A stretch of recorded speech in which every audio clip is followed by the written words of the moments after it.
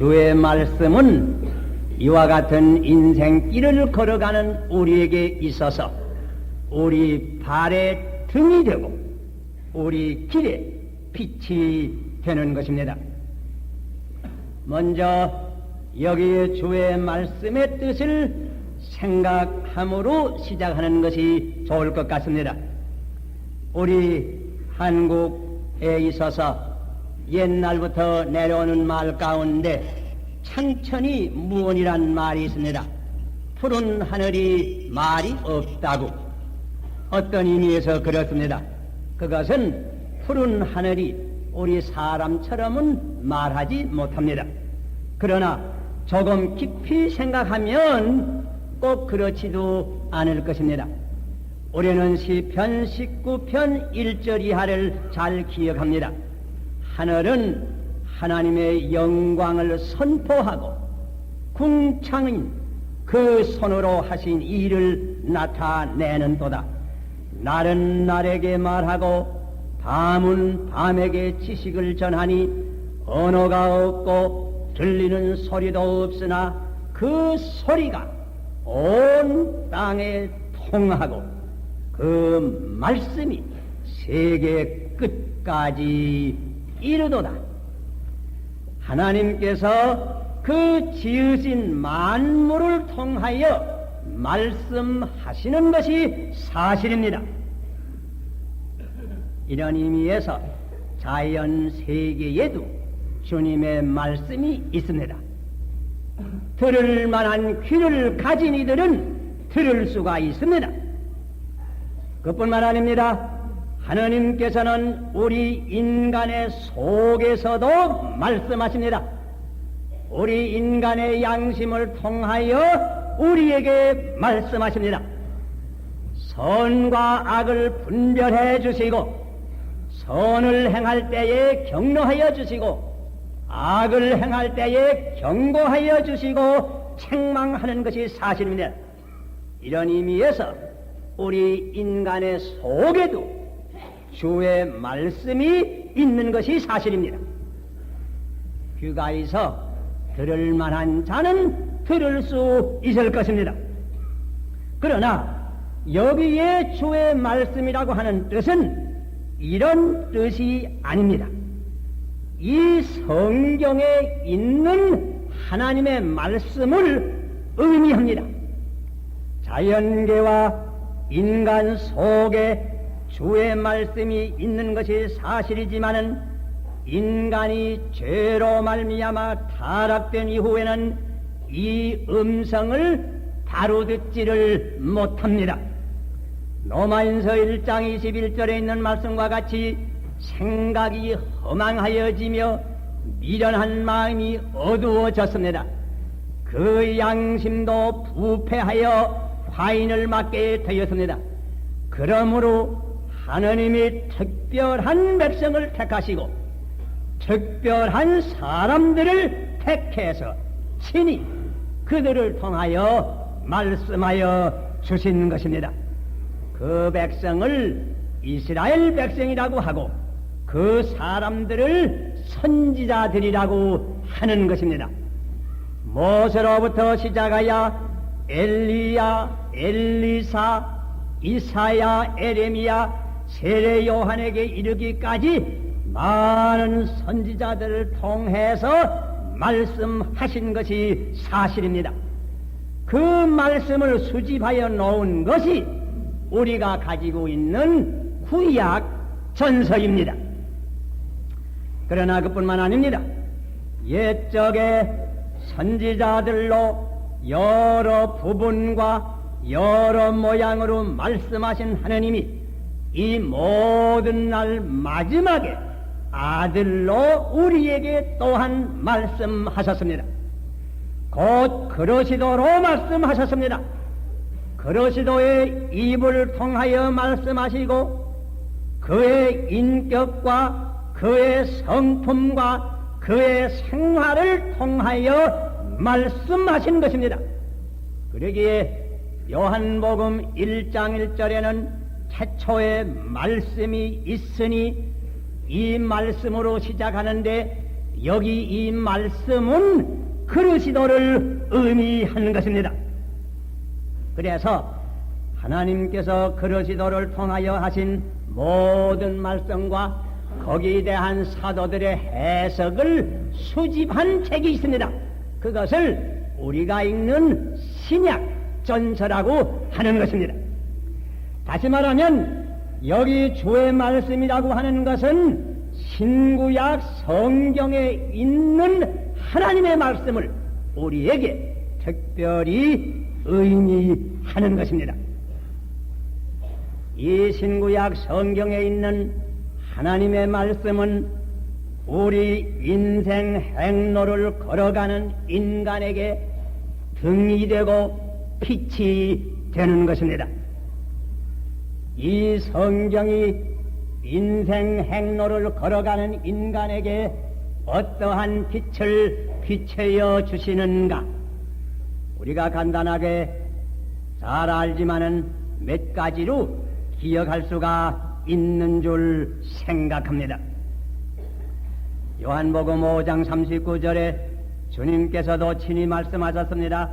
너희가 성경을 상고하면 그 가운데 영생이 있는 줄 알미니. 우리가 성경을 상고하는 것은 이 가운데 영생의 말씀이 있습니다. 혹은 사도 요한이 요한복음을 거의 다 써서 내려가다가 20장 마지막 절에 이런 말씀을 기록했습니다. 오직 이것을 기록하면 너희로 예수께서 하느님의 아들 그리스도이심을 믿게 하려 함이요 또 너희로 믿고 그 이름을 힘입어 생명을 얻게 하려 함이니라. 생명을 얻게 하기 위해서 이 성경을 기록한 것입니다. 신명기 30장 19절에 보면 하느님께서 친히 말씀하셨습니다. 내가 오늘날 천지를 불러서 너희에게 증거를 삼노라. 내가 생명과 사망, 복과 저주를 내 앞에 두어선즉 너와 내 자손이 살기 위하여 생명을 택하라.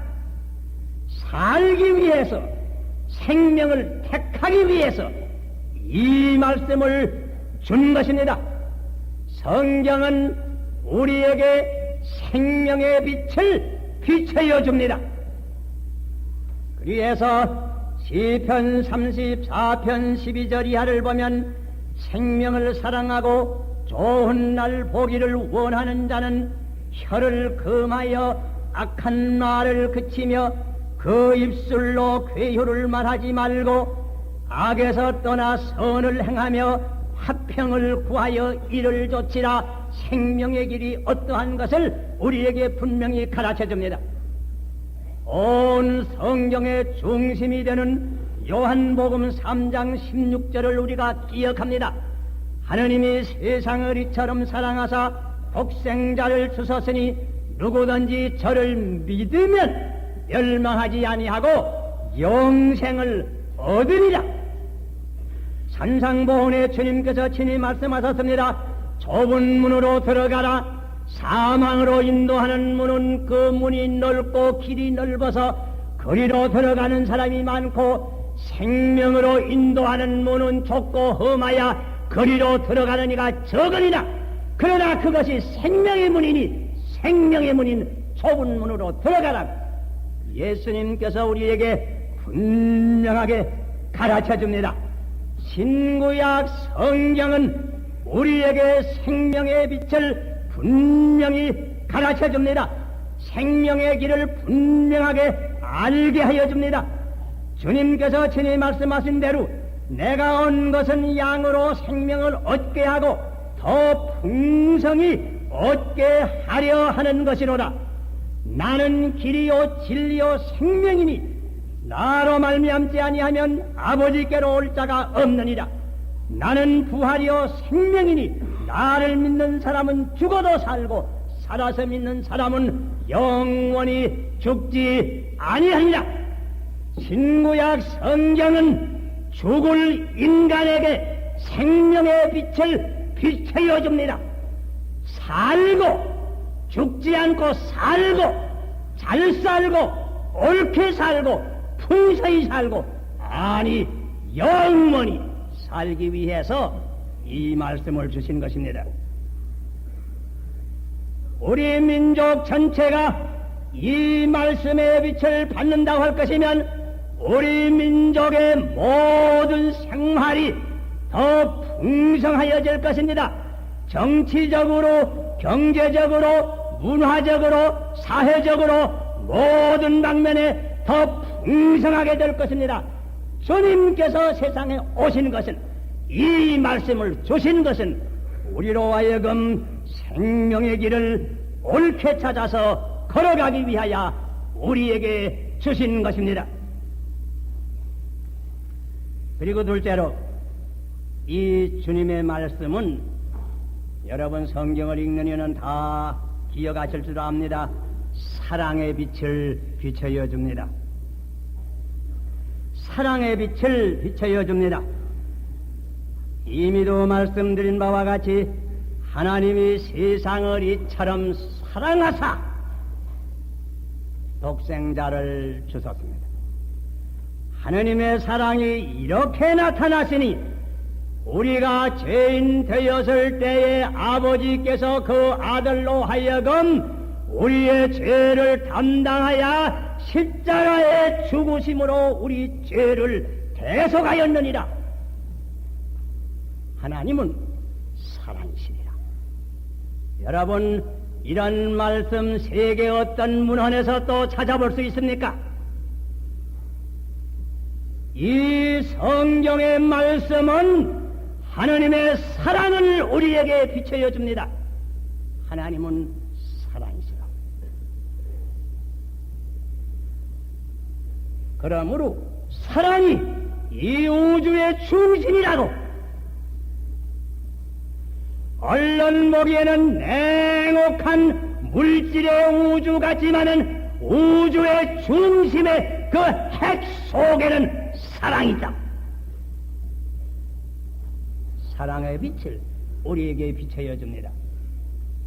그러므로 인간 생활의 근본 원리는 사랑이라고. 그러므로 성경에 여러 가지 계명이 많지만은 제일 큰 계명을 한마디로 말하면 사랑하라고, 두 마디로 말하면 마음과 뜻과 성품과 목숨을 다하여 주 너희 하나님을 사랑하고, 둘째는 내 이웃 사랑하기를 내 몸과 같이 사랑하라고. 사랑이 생의 근본적인 원리라고. 형제들아, 우리가 서로 사랑하자. 사랑은 모든 허물을 가리워준다. 믿음과 소망이 사랑 세 가지는 항상 있을 것인데 그 중에 제1은 사랑이다. 이 한 말씀 가운데는 인간이 말하는 윤리와 도덕이 다 포함되어 있습니다. 여러분, 제가 고린도전서 13장의 일부를 읽을 때에 어떻게 사랑이라고 한 말 가운데 모든 도덕적 교훈이 포함된 것을 기억해 보세요. 사랑은 오래 참고, 사랑은 온유하며, 투기하는 자가 되지 아니하며, 사랑은 자랑하지 아니하며, 교만하지 아니하며, 무례히 행치 아니하며, 자기의 유익을 구치 아니하며, 성내지 아니하며, 악한 것을 생각하지 아니하며, 불의를 기뻐하지 아니하며, 진리와 함께 기뻐하고, 모든 것을 참으며, 모든 것을 믿으며, 모든 것을 바라며, 모든 것을 견디느니라. 사랑이 생의 원리입니다. 인간이 사랑을 떠나면 살 수 없습니다. 지금은 과학이 극도로 발전된 시대입니다. 방금 이 시간도 우주 시대로서 미국 사람 두 사람이 제미니 제7호를 타고 지금 이 지구의 공중을 선회하는 중에 있습니다. 아마 계획대로 잘 되면 인공위성이 또 하나 올라가서 공중에서 서로 만나서 랑떼부가 오늘 될런지 모르겠습니다. 될 수 있기를 바랍니다. 이런 시대입니다. 과학의 시대요, 과학혁명 시대요, 과학이 극도로 발전되는 그런 시대입니다. 그러나 왜 이와 같은 시대에 저 월남에서는 사람이 사람을 대량으로 피차에 죽이려고 합니까? 죽입니까?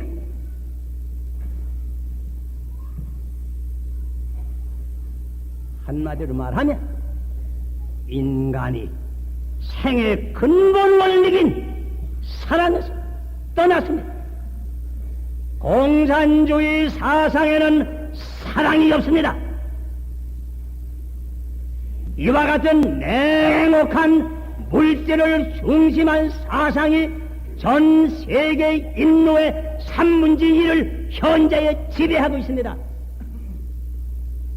오늘 20세기가 공포의 세기로 화한 그 근본 원인이 여기에 있습니다. 사랑이 있어야 인류는 잔존합니다. 요새 서울 주변에도 보면 주택을 아름답게 짓는 이들이 많이 있을 때다. 아주 현대식으로 아주 아담하게 또 그 내부 장식하는 것도 호기따금 보면 아주 호화롭고 찬란하게 아름다운 주택 짓는 사람들 많이 있습니다. 그러나 아름다운 주택이 지었다고 그게 아름다운 가정이 반드시 됩니까? 암만 집 아름답게 지어놓았지만은 그런 집 가운데서 부부가 눈을 흘기고 싸움하고 마지막에는 가정재판소에 가서 이혼소송이 왜 일어납니까? 집은 잘 지었지만은 사랑이 없습니다. 어떤 집에는 먹을 것이 너무 많아서 썩어져 가는데 어찌하여 이 사회에 굶주리는 사람들이 이렇게 많습니까? 한마디로 말해서 사랑이 부족합니다. 성경의 주님의 말씀은 사랑의 빛을 비춰여 줍니다. 사랑이 생의 중심이라고. 인간이 아니 전 인류가 사랑을 떠나서는 살 수 없다. 이 사랑의 빛이 이 세기에 필요합니다. 셋째로 이 하나님의 말씀은 소망의 빛을 비춰여 줍니다. 생활은 향상되고 문명은 증진되지만은 우리나라는 말할 것도 없고 세계 어느 나라에 가보든지 상심하고 낙심나고 절망의 구렁텅이에 빠진 사람들이 너무나 많습니다. 소망을 잃는 까닭입니다. 성경은 우리에게 소망의 빛을 비춰여 줍니다. 내 영혼아, 내가 어찌하여 낭망하며 어찌하여 내 속에서 불안하여 하는고? 너는 하나님을 바라라. 나는 내 얼굴을 도우시는 내 하나님을 오히려 찬송하리로다. 소망의 빛을 비춰여 줍니다. 나의 영혼아, 잠잠히 하나님만 바라라. 대저 나의 소망이 저로조차 나는도다. 오직 저만 나의 반석이시요 나의 구원이시요 나의 산성이시니 내가 요동치 아니하리로다. 하나님께 소망을 두는 사람은 요동치 아니합니다. 흔들리지 아니합니다. 그래서 베드로 사도는 기록했습니다. 찬송하리로다. 우리 주 예수 그리스도의 아버지 하나님이 그 많으신 긍휼대로 예수 그리스도의 죽은 자 가운데서 부활하심으로 말미암아 우리를 거듭나게 하사 산 소망이 있게 하셨으니 우리에게 산 소망을 주십니다. 그래서 사도 바울은 로마서 15장 4절에 이렇게 기록하였습니다. 무엇이든지 전에 기록한 바는 우리의 교훈을 위하여 기록된 것이니 우리로 하여금 인내로 또는 성경의 안위로 소망을 가지게 함이니라. 소망을 가지게 하기 위해서 이 말씀을 우리에게 기록하여 준 것입니다. 소망을 잃은 사람 너무나 우리 주변에 많습니다. 그리해서 타락합니다. 그리해서 자포자기합니다. 그리해서 흉악한 범죄에 빠집니다. 어떤 이들은 자기의 생명을 스스로 끊습니다. 절망의 시대에 우리가 살고 있습니다. 절망의 시대에 이 말씀만이 영원한 소망의 빛을 우리에게 비추어 줍니다. 인생에 가는 길이 다 어둡지만 어떤 때는 특별히 더 어두운 때가 있습니다. 환난의 밤이 있습니다. 질고의 밤이 있습니다. 실패의 검은 밤이 있습니다. 고독의 밤을 우리가 지날 때도 있습니다. 무서운 유혹의 밤도 있습니다. 슬픔의 밤도 있습니다. 죽음의 밤도 또한 있는 것입니다. 그러나 이 말씀을 가까이 하는 이는 어떠한 밤을 지내가든지 생명의 빛과 사랑의 빛과 소망의 빛을 풍성히 받아서 어떤 밤이라도 넘어지지 아니하고 담대히 바로 걸어갈 수 있는 것입니다. 세계 제2차 대전 때 독일의 나치스 지도자들 전장 범죄자로 몰려서 사형 집행을 기다리면서 감방에 있을 동안에 그들의 대부분이 무슨 책을 찾았는가 하니 성경을 찾았습니다. 우리에게 성경을 좀 들여보내 달라고. 성경을 읽게. 아무리 무서운 죄를 지었지만은 성경을 읽는 이에게는 소망이 있습니다. 재생에 소망이 있습니다. 여러분 신령한 눈을 들어 잠깐 보세요. 여러분의 주변에 인생 행로에 쓰러지고 거꾸러지고 썩고 해골이 된 불쌍한 영혼들이 얼마나 많은가. 특별히 나이 50이나 60년쯤 된 분은 여러분의 동창들 가운데, 여러분의 친구들 가운데 살펴보세요. 인생 행로를 걷다가 쓰러진 이들이 얼마나 많은가. 쓰러진 정치가도 많습니다. 쓰러진 실업가도 많습니다. 거꾸러진 지성인도 많습니다. 청년들 부지구십니다. 학생들도 많습니다. 남자도 많고 여자도 많습니다. 왜? 발에 등이 없이 어두운 밤을 걸어가려고. 길에 빛이 없이 어두운 밤을 걸어갑니다. 아닐세 넘어지지. 등에 발에 등이 반드시 있어야 합니다. 여기 내 발의 등이라, 내 길의 빛이라. 여러분 각각 하나하나씩 내 자신을 살펴보세요. 이 말씀이 내 발의 등이 되십니까? 내 길을 비춰줍니까? 그렇게 하려고 할 것이면 여러분이 성경을 차서 책상에 꽂아 놓았다고 여러분의 발을 비추어 줄 건 못 됩니다. 이 말씀을 읽어야 해야지. 예수님께서 말씀하시기를 등불을 켜서 말 아래 두지 말라고. 이 밝은 빛을 말 아래 두지 맙시다. 내가 읽어야지. 성경 위에 놓아야지. 어떤 사람은 이 책이 오래전에 쓰였다고 낡은 책이라고 낡은 등이라고 없이 내기는 사람들 혹 있는 것 같습니다. 오래다고 반드시 낡는 건 아닙니다. 태양은 얼마나 낡았습니까? 여러분 세상에 나기 전에 태양이 있었습니다. 우리 단군 할아버지도 그 태양 아래서 살았습니다. 아브라함도 그 태양 아래서 살았습니다. 그 태양이 지금까지 비춥니다. 오래다고 빛이 낡아지는 건 아닙니다. 진리의 빛은 영원히 새롭습니다. 오히려 오랜 빛이기에 신임할 만합니다. 여러분이 성서주일에 성서에 대한 얘기를 듣기만 하지 마세요. 여기 보통으로 어떤 기회에 물어보면 성경을 읽습니까? 예, 읽습니다. 어디는 땐 있습니까? 생각나면 읽습니다. 그래서 이렇게 대답하는 사람이 제일 많을 것입니다. 그렇게 읽어가지고 등불이 되었습니까? 밤길을 매일매일 걸어가는 사람으로 이따금 생각나면 늙어서 등불이 되어갔습니까? 여러분, 오늘 이 성서 주일부터 매일 읽으세요. 매일 읽으세요. 읽기만 하지 말고 공부도 하세요. 성경반에 들어가 공부도 하세요. 여러분이 혼자 공부하시기 위해서 우리 제교육 제2부에서 문답지를 매달 인쇄해 여러분에게 돌립니다.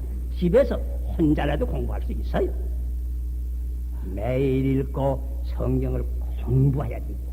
그래야 내 등에, 내 팔에 등이 됩니다.